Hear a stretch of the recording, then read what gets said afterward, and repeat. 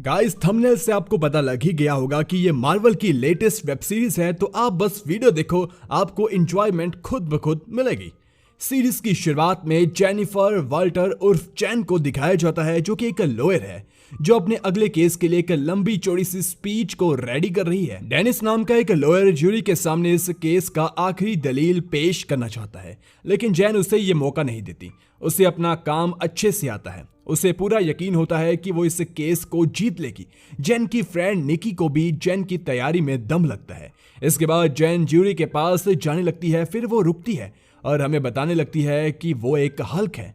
ये बात वो इसीलिए बता रही है ताकि लोगों को ये लॉयर वाला शो बोरिंग ना लगे। फिर स्टोरी कुछ महीने पहले शिफ्ट हो जाती है, जहां जैन अपने कजिन ब्रूस के साथ एक रोड ट्रिप पर एंजॉय कर रही थी। यहाँ ब्रूस बता रहा होता है कि उसके पास एक छोटा सा डिवाइस है जो उसे हमेशा इंसानी अवतार में रखता है। फिर जैन उससे इस बात को लेकर बहस करने लगती है कि कैप्टन अमेरिका वर्जिन है, उसकी कोई गर्लफ्रेंड नहीं है। तभी इनके कार के सामने अचानक से एक स्पेस शिप आ जाती है, जिससे जैन ड्राइविंग से कंट्रोल खो देती है और इनका छोटा सा एक्सीडेंट हो जाता है। इनकी कार पास ही की खाई में गिर जाती है, जिसके बाद जैन किसी तरह से कार से बाहर निकलती है। इस दौरान जैन के हाथों पर गहरी खरोंच लग जाती है। वो जल्दी से ब्रूस की ओर जाती है और उसे कार से निकालने लगती है। ब्रूस की भी ब्लीडिंग हो रही होती है। वो जैन को खुद से दूर होने को कहता है, फिर भी वो किसी तरह ब्रूस को खींच कर बाहर निकाल लेती है। इस दौरान ब्रूस का ब्लड जैन के जख्म पर गिरता है। जल्दी इन दोनों का ब्लड मिक्स हो जाता है। जैन की नसें ग्रीन होने लगती है। जैन कार के विंडो के ग्लास पर देखती है तो उसकी शेप भी चेंज हो रही थी। फिर वो जंगल की ओर भागने लगती है, लेकिन कुछ देर बाद वो बेहोश हो जाती है। उसे रात में होश आता है और रोड की ओर आने पर उसे क्लब दिखता है। वो उस क्लब के वॉशरूम में जाती है, जहां 4 लड़कियां भी पहुंच जाती है और वो जैन की बुरी हालत देखकर सोचती हैं कि जैन की यह हालत उसके बॉयफ्रेंड ने की होगी। वो उसे ब्रेकअप करने की सलाह देने लगती है। फिर वो जैन का मेकअप करने लगती है। इसी दौरान जैन इन लड़कियों से फोन मांगती है और ब्रूस को कॉल करती है। वो ब्रूस को अपना एड्रेस बताती है। फिर वो क्लब के बाहर ब्रूस के आने का इंतजार करने लगती है। यहाँ कुछ लड़के आते हैं। वो जैन को अकेला देखकर उससे बात करने की कोशिश करते हैं कि वो इतनी रात में यहाँ क्या कर रही है। तो जैन उन्हें बताती है कि वो यहाँ किसी का इंतजार कर रही है। फिर भी ये लड़के उसे परेशान करने लगते हैं। तभी वो कहने लगती है कि उसका बॉयफ्रेंड आसपास ही है। फिर भी ये लड़के नहीं मानते। जैन को काफी गुस्सा आता है, जिससे वो अचानक से हल्क में कन्वर्ट हो जाती है। इससे लड़कों का डर के मारे बुरा हाल हो जाता है। अब अगली सुबह जैन जब जागती है तो वो खुद को एक बीच साइड में बने घर पर पाती है। जैन को समझ में नहीं आता कि वो यहाँ पर कैसे आई। फिर वो स्मार्ट हल्क यानी कि अपने ब्रदर ब्रूस से मिलती है। ब्रूस उसे बताता है कि वो ही उसे यहाँ पर लेकर आया और उसने उसके पेरेंट्स को भी इस बारे में बता दिया कि वो दोनों अब बिल्कुल सेफ है। इसके बाद जैन उस स्पेसशिप के बारे में सवाल करती है, जिस पर ब्रूस उसे बताता है कि वो सैक्रन क्लास 8 कोरियर क्राफ्ट था। वो ब्रूस को कोई मैसेज देना चाहते थे, लेकिन अभी सबसे पहले उसे जैन की देखभाल करनी होगी। तभी जैन को याद आता है कि कल ब्रूस का ब्लड उसके रगों में घुस गया था, जिससे वो भी हल्क बन गई है। वही जब तक जैन सो रही थी तब तक ब्रूस ने जैन का डीएनए टेस्ट करा था। इससे यह पता चला कि जैन ब्रूस से बेहतर है, लेकिन इससे ब्रूस को जेलसी फील हो रही होती है, क्योंकि जैन के डीएनए से ब्रूस के जख्म आसानी से भर गए, वरना उसे थोड़ा वक्त लगता था।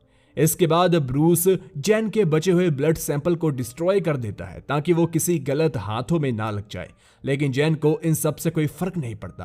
वो वापस पहले जैसा बनना चाहती है। ब्रूस उसे समझाता है कि ऐसा नहीं हो सकता। वो इस चीज से खुद कई सालों तक जूझता है और अब जाकर वो अपने आप को दोनों रूपों में कंट्रोल कर पाता है। तभी जैन को काफी जोर की भूख लगती है, इसलिए ब्रूस उसे खाना देता है। फिर वो जैन को समझाने लगता है कि जैन अब तक जैसी जिंदगी जीती आई है उसे अब बदलना होगा। अब वो नॉर्मल इंसान नहीं है। जैन को अब स्ट्रेसफुल सिचुएशन से बचकर रहना है और नॉर्मल लोगों से भी दूर रहना है। इस बात से जैन को बड़ा अजीब लगता है कि उसने अपनी जिंदगी के लॉयर के तौर पर जीने के लिए इतनी मेहनत की थी, लेकिन अब उसे लॉयर की तरह नहीं बल्कि एक सुपर हीरो की तरह जीना होगा। जैन इस बात को मानने के लिए तैयार ही नहीं हो रही थी। तो ब्रूस उसे कहता है कि जब तक वो हल्क की तरह जीना नहीं सीख जाती उसे यहीं रहना होगा और इन समय शायद 15 साल का वक्त लग जाएगा। ब्रूस ने अपनी जर्नी में जो भी सीखा था उसने सब फाइल में बनाकर रखा था। वो इन्हीं फाइल्स को जैन की मदद करने के लिए यूज करना चाहता है। फिर ब्रूस जैन की टेस्टिंग करता है कि वो कितने स्ट्रेसफुल सिचुएशन के बाद नॉर्मल इंसान से हल्क बनती है। इसके लिए वो जेन को एक चैम्बर में कैद कर देता है। पीछे से तेजी से घूमती हुई मशीन उसकी ओर बढ़ रही थी। इससे जेन डर जाती है। उसे लगता है कि अगर वो सही वक्त पर बदल नहीं पाई तो उसकी जान चली जाएगी, मगर ऐसा नहीं होता। वो बिल्कुल सही वक्त पर खुद को हल्क में कन्वर्ट कर उस मशीन को हाथ से रोक लेती है। इससे ब्रूस काफी खुश होता है, पर इससे जेन खुश नहीं होती। वो काफी गुस्से में होती है। वो चैम्बर के गिलास को गुस्से में तोड़ देती है और ब्रूस की पिटाई करना चाहती है। ब्रूस उसे शांत होने के लिए कहता है तो वो तुरंत शांत हो जाती है। इससे ब्रूस को पता चलता है कि हल्क बनने के बावजूद जेन अपने रियल आइडेंटिटी को भूलती नहीं है। ब्रूस जब हल्क बनता है तो वो खुद को भूल जाता है। इस तरह से जेन ब्रूस से बेहतर है।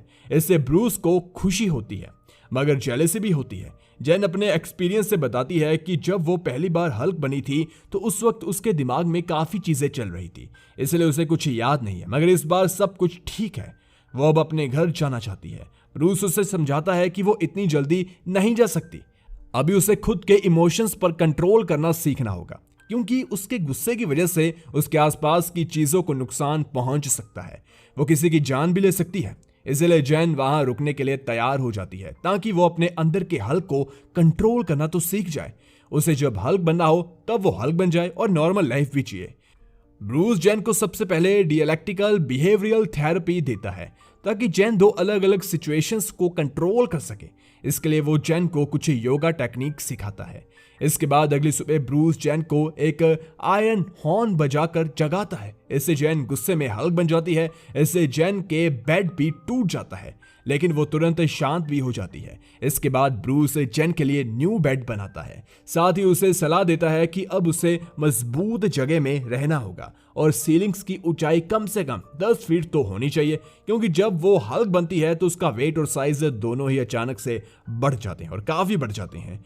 जिसके बाद ब्रूस उसे चट्टान फेंकना सिखाता है। जेन पहले ही बार में ब्रूस की चट्टान से भी दूर चट्टान फेंकती है। इससे ब्रूस को इनसिक्योर फील सा होता है और फिर से एक चट्टान को उठाकर काफी दूर तक फेंक देता है। इसके बाद ये लंबी और ऊंची छलांग लगाने की प्रैक्टिस करते हैं।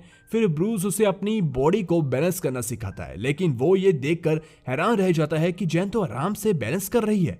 वो तो अपने हाथ पे खड़ी होकर डांस तक कर सकती है। इसके बाद ब्रूस उसे पंच करना सिखाता है। इसमें भी जेन ब्रूस से तेज जमीन पर पंच करती है, जिससे पास के 2 पेड़ भी गिर जाते हैं।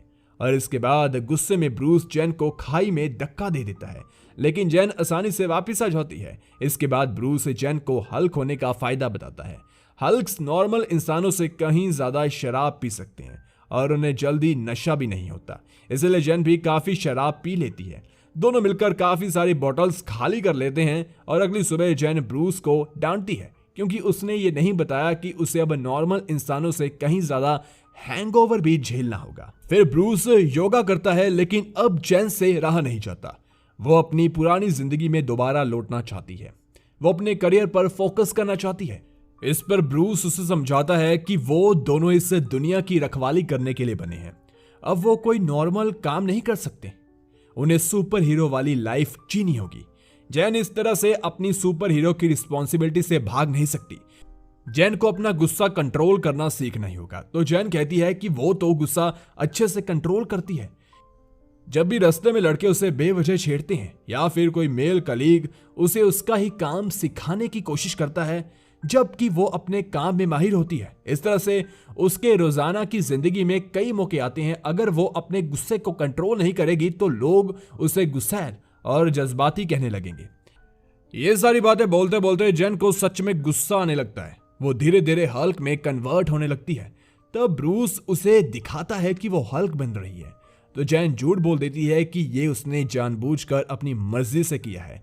थोड़ी देर बाद जेन ब्रूस की जीप से जाने लगती है। ब्रूस उसे रोकने की कोशिश भी करता है, तब जेन उसे काफी बुरा भला कहने लगती है। फिर भी वो उसे रोकने की कोशिश करता है। वो जीप के आगे आ जाता है, लेकिन जेन जीप स्टार्ट कर देती है, जिससे ब्रूस दूर जाकर गिरता है। तब जेन उसे देखने के लिए जाती है, लेकिन ब्रूस अब भी उसे रुकने के रीजन बताता है। इससे जेन इरिटेट हो गई थी। इन दोनों के बीच में फाइट होने लगती है। इस फाइट में ब्रूस का बार टूट जाता है, तो वो जेन से ही दोबारा बार बनवाता है। फिर दोनों के बीच में सुलह हो जाती है और ब्रूस जेन को जाने देता है। इसी के साथ अब स्टोरी प्रेजेंट में आती है। उस दिन के बाद से अब तक जेन को हल्क का दौरा नहीं आया। जेन की सच्चाई उसकी फैमिली और निकी नाम की फ्रेंड जानती है। इसके बाद जेन कोर्ट जाती है जहां एक कंपनी के ओनर पर केस चल रहा था जिसकी वजह से कई आम लोग मारे गए थे। और जैसे ही जेन अपनी आखिरी दलील देने के लिए उठती है उसी वक्त वहां एक सुपर विलेन हमला कर देती है। वो कोर्ट को बर्बाद करने लगती है। तब निकी जेन को शी हल्क बनने के लिए कहती है। जेन अब हल्क नहीं बनना चाहती थी क्योंकि उसने जो आज ड्रेस पहनी थी वो उसकी फेवरेट है, लेकिन विलन को मजा चखाने के लिए उसे हल्क बनना ही पड़ता है। इसके बाद जेन हल्क और विलन में फाइट होती है जिसमें जेन जीत जाती है और उस विलन को अरेस्ट कर लिया जाता है। अब आखिरी सीन में जेन अपनी आखिरी दलील देना चाहती है, लेकिन उसकी इसी ख्वाहिश के साथ यही फर्स्ट एपिसोड खत्म हो जाता है। गाइस, हम सभी एपिसोड्स एक्सप्लेन करने वाले हैं तो प्लीज आप खुद भी वीडियोस देखकर एंजॉय करो और इन वीडियोस को अपने मार्वल देखने वाले फैंस फ्रेंड्स को भी जरूर शेयर कीजिए। मिलते हैं नेक्स्ट एपिसोड्स के साथ और नई वीडियोस के साथ भी, तो चैनल को सब्सक्राइब कीजिए, ये काफी जरूरी है। धन्यवाद।